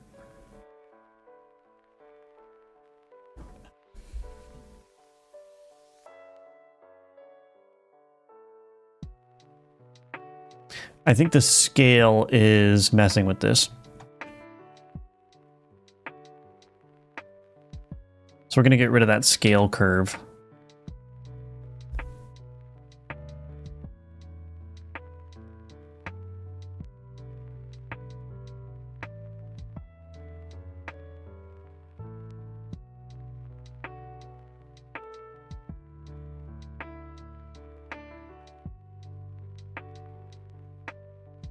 Okay, it's looking all right.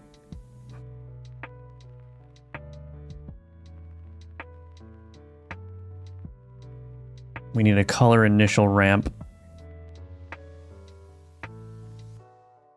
We'll set it to one of the swatch colors there, probably orange.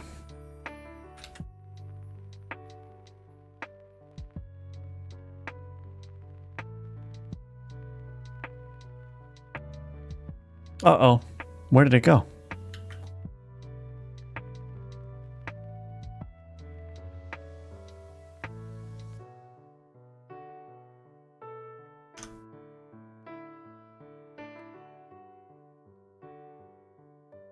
Oh, it put a scale curve back in for some reason. There we go.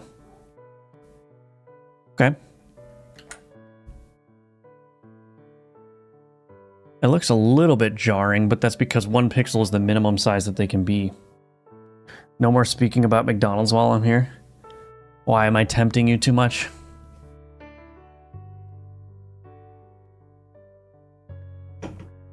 We're all spiritually obese, if not physically.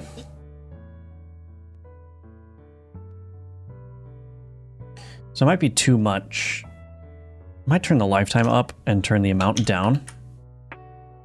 It's a little bit hard to see when I'm running it as a standalone scene, so what I'm going to do is go to add a script here. Oh, I keep forgetting I need to add a folder. Corresponding script folder here.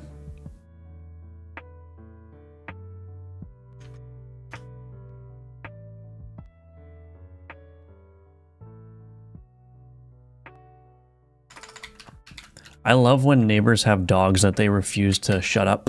It's great. One of my most favorite things in the world. Wish I could put the dog in timeout. I tend not to eat fast food as often now. It's probably a good thing.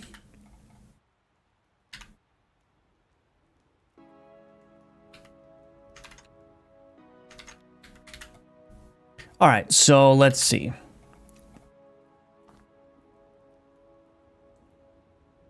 Here,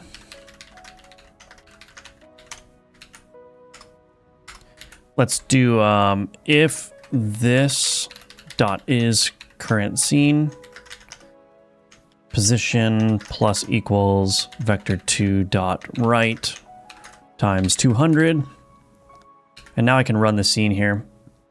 I weigh 45 kilos but eat fast food every other day. Okay, it's not bad, not bad. Could you give us a quick tour of how you've organized your code base directory structure wise? Seems like you keep the same structure under assets and scenes. Okay, this is looking pretty good. Yeah, we'll give a quick overview here. Let me just get this tweaked a little bit real quick. I'm gonna turn down the radius. So yeah, I mean, I think you've basically got it. I tend to mirror the structures between scenes, scripts, and assets. But that's just a tendency because sometimes there are assets that don't have a scene or script associated with them, like particle textures, right? A particle texture does not belong to any specific scene unless you're making a particle texture that is specific to a scene. But I have particle textures that I just make generic and I reuse all over the place. But generally speaking, like for scenes that have scripts, they're in a separate scenes and scripts directory respectively. but they mirror the folder structure. And the reason for that is basically so that when I'm in my IDE here, my VS Code, when I'm looking at scripts, I get all the scripts alongside each other without getting a bunch of, scenes scattered in there as well. And the same is true of scenes. When I'm just trying to browse for a scene, I don't want to be cluttered with a bunch of scripts. So that's basically like all I do. So, and again, the scene structure does differ a lot. And then there's a good reason too, because like I have this data directory here, which contains a bunch of scripts that are not attached to scenes at all. So one thing I don't like about, I think one of the more common ways of organizing Godot projects is that you co-locate the scenes and the scripts together. But that organization system breaks down too once you get scripts that are standalone. You still need a standalone scripts directory for your scripts that are standalone. And if you have assets that are reused across multiple scenes, then you need to create like a shared directory. And then if you have audio assets that are reused across multiple scenes, so you can't really co-locate in a decently sized game. You can't just stick with strict co-locating without like duplicating a bunch of resources. And so for me, I just find it easier to just split them up by type from the get-go at the root level. And it does require some additional like managerial work or clerical work to make sure that the directory structures are mirroring each other. But it just opens up to the flexibility of like having scripts only and having scenes only. Oftentimes I'll create scenes that don't even have a script attached to them. And then of course the assets all go in an assets directory so that this is basically shared by default. So I do organize it based on like here, for example, card name and whatnot, but like effect, these are just generic effects that can be used wherever I want them to be used, right? Obesity is a myth. If I'm spiritually and physically obese, does that make me an overachiever? Yes. I saw a meme that said, how come McDonald's as a kid always felt like a win and McDonald's as an adult always feels like a defeat? It's kind of true. It's kind of true. Maybe I'm still a child then. Maybe.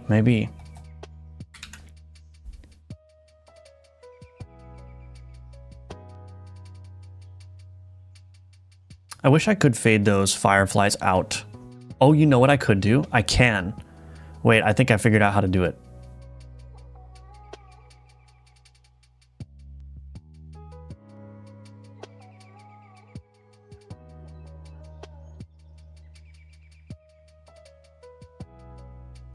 Display color curves, color ramp. We'll do a color ramp. And we'll simulate a fade out by using color instead. So we'll start with orange. Then we'll go out maybe to here, we'll do maybe red. And then we can go out to black. I guess it doesn't really matter. I don't need to add the black there. Okay, and then this color initial ramp goes bye-bye. Maybe I'll add another color in there. This color.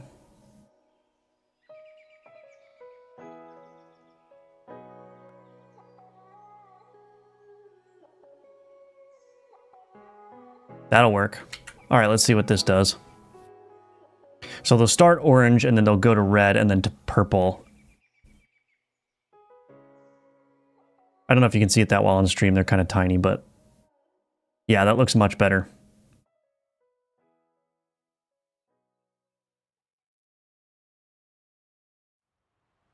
Yeah, I don't know how well you can see that on the stream, but they're fading out now, which is much nicer than...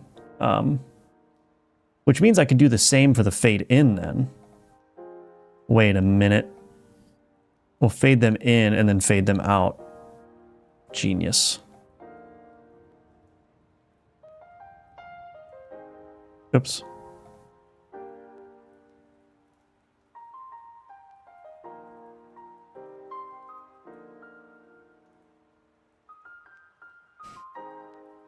Excellent.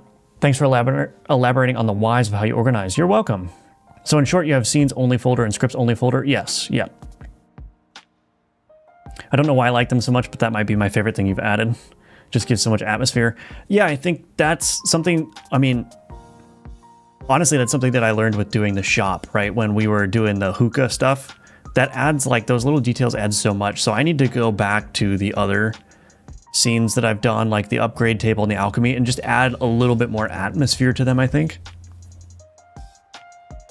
And I do like the suggestion. I haven't forgotten, somebody suggested making a vine that wraps around it or something, or like around the base. I think adding a vine or something, and I could even do more with particles here. Like I could have leaves falling or something to give like the impression of it being like a crystal in a lost forest or something. But yeah, just that small little thing makes a big difference.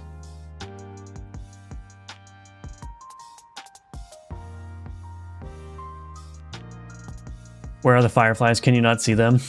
They're just little single pixel particles. When everything else feels so still, yeah. And then what I want to do here too is that, like when you hover over it, give the crystal a little bit of like a levitation animation. And then when you click it, like make it shake and like screen shake and stuff. Make it feel really good to click it.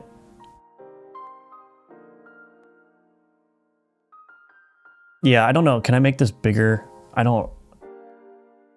wonder if I can do this. Can I do this? Oh yeah, I changed the scale. Oh, but now... that didn't change the scale of the particles. Well, that's a ripoff. Let's try, maybe I'll just increase the scale of the particles here.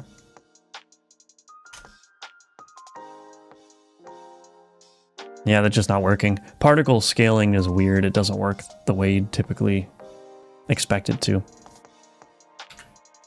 Let's get rid of the highlight so it's not so distracting. We can see what it looks like just sitting there.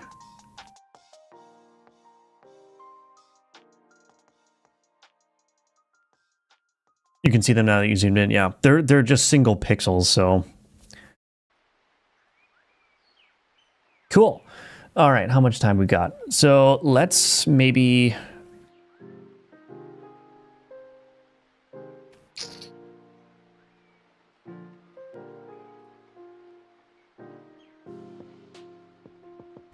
I'm going to commit what I have, just this initial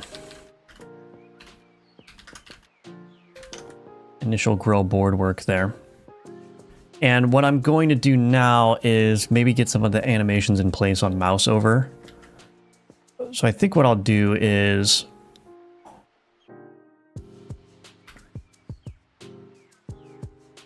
why can't I see the position here? Oops. Don't want to call that W, thank you very much. Add child node, node 2D. Crystal animation root. This is a trick that I use all the time.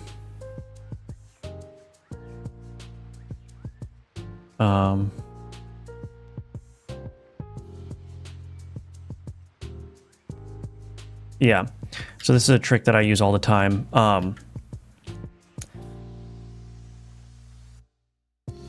If you are planning on animating something with a tween, what you want to do, or what is a good thing to do, is set up your scene structure such that the thing that you're trying to animate has a root or default position of 0, 0 locally.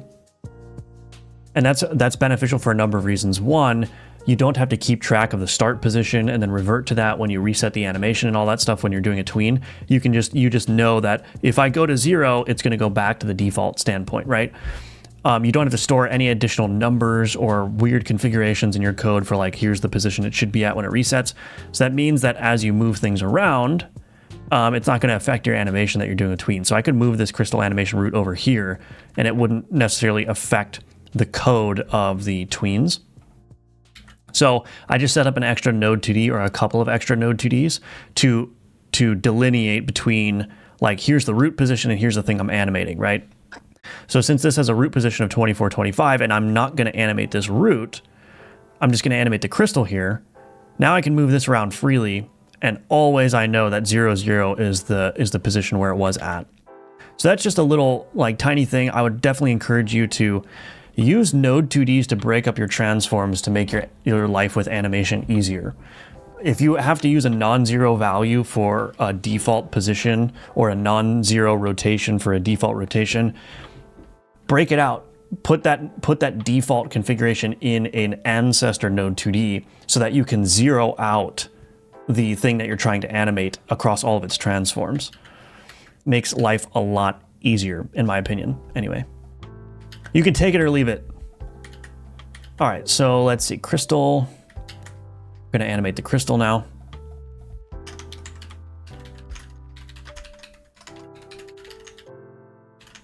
Let's just call it crystal tween, I guess.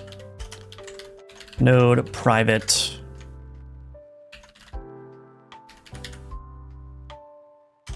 Control dot mouse entered. On mouse entered. Come on, AI, now's your time to shine. Thank you.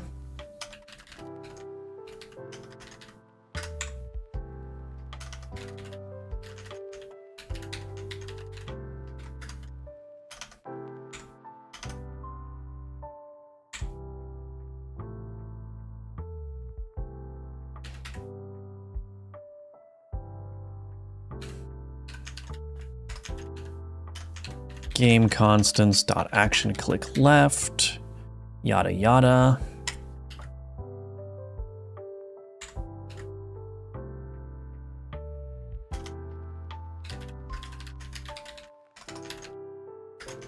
Okay, so we're gonna play the hover tween.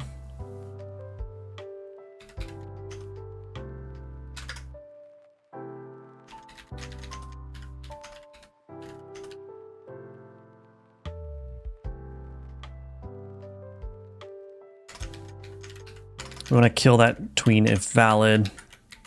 Crystal tween dot tween property. Hello, Snupbill.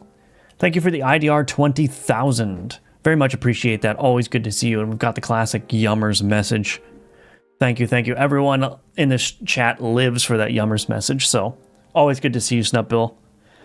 It was pretty late today. Well, that's totally fine. Totally fine. Always good to have Snupbill here and everyone here, really. But thank you again, Snupbill. That's very, very generous. So look, we're going to animate the crystal here. Oh, I didn't grab a reference to the crystal. Node private sprite 2D crystal. I feel very slow today. I don't know. It's just going to be one of those days, I suppose.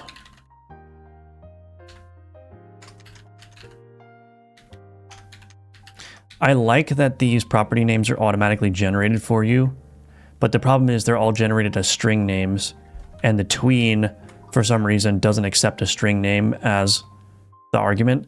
So you have to cast this as a string. It's just kind of annoying.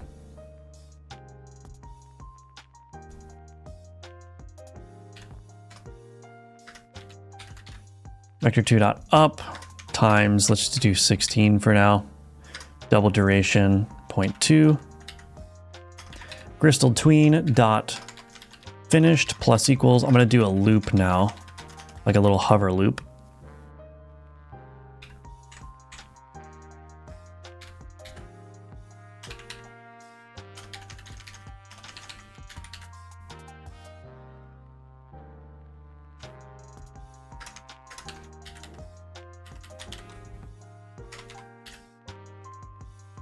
All right, let's see what that does. And I should do, let's do this. On mouse entered, play hover. On mouse exited, play reset.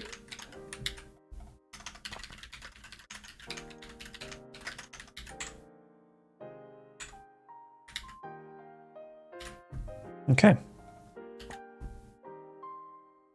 To paraphrase Gandalf, the Yummers is never late, nor is it earlier. The Yummers arrives precisely when it means to. Exactly. And to paraphrase William Wallace and Braveheart, Yummers. Yes. That's hilarious. Okay, so that's looking good. I just need to make this a little bit slower and add some easings here. Well, let's make those slower first.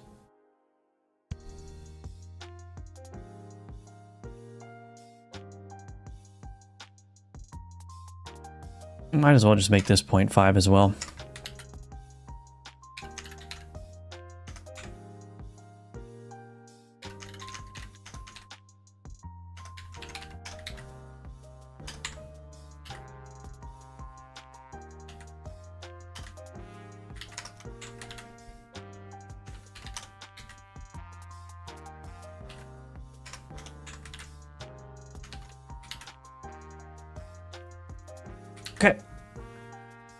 Do I learn calculus tomorrow? It's up to you. Well, you're in luck because I'm not streaming tomorrow.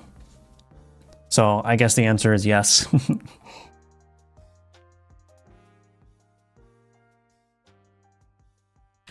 I am not streaming tomorrow because, surprise, surprise, I have another plumbing issue that is going to be fixed. And I can't stream with a bunch of banging and whatnot going on. How many hours a day do you work on your game, if you don't mind answering? Well, right now, I don't work on it much more than the time I spend on it on stream, but that's because I spend the rest of the day working on the course that I'm producing, the new Udemy course. But if I were to, in a normal situation where I don't have a course in progress, it's usually around like 6 hours a day.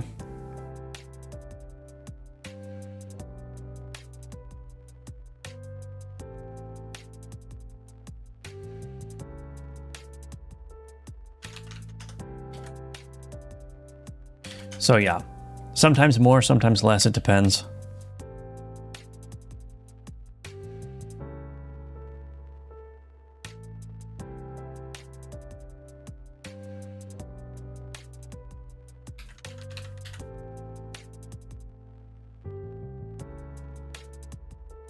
Imagine working 9 to 5 at home. Yeah.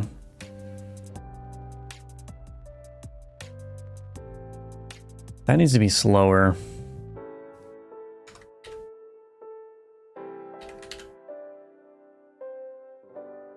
How often do you do code review for other people code? I've been trying to do one like every 2 weeks or publish a video every 2 weeks.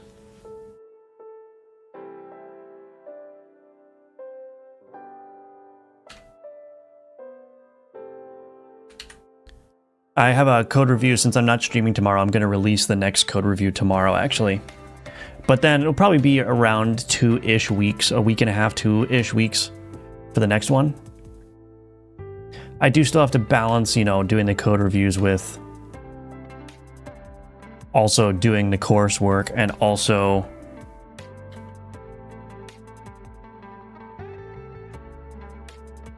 working on this game, right? Dang it, I keep doing that.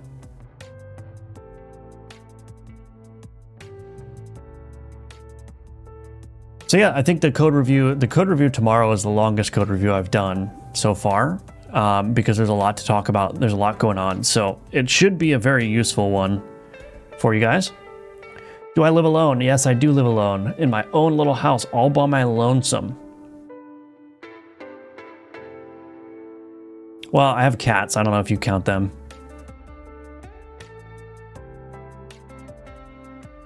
Okay. So play hover. Now we want to get the crystal highlight.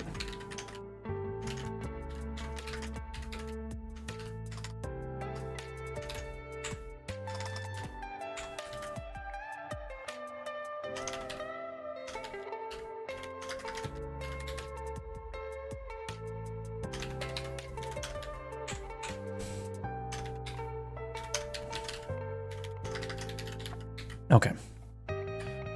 All right. How's this effect going to work? Like, is there going to be a shine from the cracks or something? The idea is that when you click it, it's going to like shake and have some cracks. Maybe it will flash or something too. I'm not sure. But yeah, I'm going to try to make it look like something impactful is happening to it. But I haven't decided exactly on what the effect is going to be just yet. Maybe have some shadow under the crystal move as the crystal goes up and down. That's a good idea.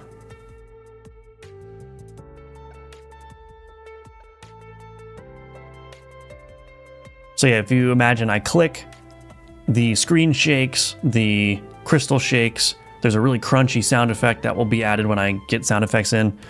And then it cracks, you click it again, it cracks again, you click it again, it explodes and your board grows, like maybe some kind of magical trail or whatever goes over to your board and causes it to grow. And that's the end of the encounter. So really, I mean, the only point to clicking is just to add some interactivity to the game. So you just like click, boom, boom, boom, and like you get your board grown. Kind of fun. And there could be other opportunities on this screen too, like you could maybe spend some of your currency to make the board grow more. and that could be presented on the screen somewhere. But yeah, so far so good. Tweens can get you so far before having to use Animation Player, it seems. Only learned about Tweens and Godot recently. Yeah, I think for a lot of, like, if you're trying to just do like a hover animation or something really basic like that, I would almost always just use Tweens. Animation Players are very good for coordinating a lot more things at a time. But for this, like, I'm probably going to use a tween for the shake too, like when it shakes and rotates when you click it. And you can just overlap tweens, and as long as the tweens are not fighting for, you know, control over the same properties, you can just mesh a bunch of tweens together and have them all work very nicely. Were you an artist before being a developer? I'm starting my own game dev journey, but I'm terrible at art and I get a bit discouraged. No, actually, when I started really seriously trying to make solo games for publishing on Steam, I started with basically no art skill as well. And this was a couple years ago now. So what you're seeing here is just like basically a couple years of dedicated progress on pixel art. So I was in the same boat. I was like not good at art, and I just kind of said, I'm going to learn it. And my goal was not to become like a great artist. My goal was just to create art that's passable, which you can do. It sounds a lot easier. It's a lot easier than it may sound. Like, creating passable art is a matter of just following some very basic rules, being consistent, using proper colors, and that's it. Like, basically, it doesn't necessarily matter what your art looks like in terms of the shape. All that matters is, are you giving the right impression to the viewer? And so, yeah, you don't need to be a great artist. You just need to stick to some very specific rules and be consistent, and your game will look presentable. You know, nobody's going to hail it as like the, you know, the next whatever the most beautiful game is, pixel art wise. But it'll be sellable, right? So I think that's something that's important to remember too. Is like, if you want to learn art as a programmer, your goal is not necessarily to be a great artist. Your goal is to make something that's, you know, there's a word I'm looking for that starts with a C, competent. Cat, yeah. Sounds sweet, yeah. How do you not forget what needs sound effects? You'll be adding them weeks after adding features. Oh yeah, I mean, it's just simple. You just play the game and you go, oh, there's a sound effect missing there. And then you add it. I mean, that's my process anyway. That's how I did things with Gunforge. That's how I do things with my game jams, is I just play the game, and wherever there's a sound effect missing, I just find something and add it. Now, obviously, that's maybe not such a good strategy if your game is like super huge and sprawling, but my games are small enough where I can just play through them a couple times, get a list of all the sound effects I need to add, and then I just go in and add them. But yeah, it's probably a good idea if you're working on a very big game to add the sound effects as you go. But I just don't... Sound effects is one of my least favorite things to do in addition to UI work, so I kind of save that for last, so I can just bite the bullet and do it all at once. Okay.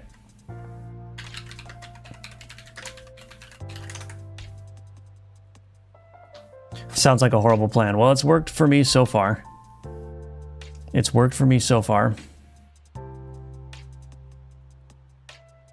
All right. So, yeah, I think that's going to be it for the stream today, unless there are any final questions. In the meantime, while waiting for any final questions to roll in, there are links in the description below for all the ways that you can support me. I've got my Udemy courses available for sale, as well as Gunforged, which is my first commercial release as a full-time indie dev. So check those out if you want to support my work. Those are great ways to do it. And again, there's a new code review video coming out tomorrow at approximately 10 a.m. Eastern. So yeah, what's my favorite part of game dev? I really like polishing things. Like, you get the mechanics in place and then you add in a bunch of particles and animations and stuff. Sound effects is part of the polish, but just making the effects look super juicy and like adding hit flashes and things like that is really fun. I love that. That's what I spend actually when I'm doing game jam games. I probably spend 50% of the time just on polish. That might be an exaggeration, but I spend a very big chunk of the time just polishing the game up, making it feel good. And I really like that process, because the game becomes noticeably more fun when you add polish, which is really weird, but it's true. Okay.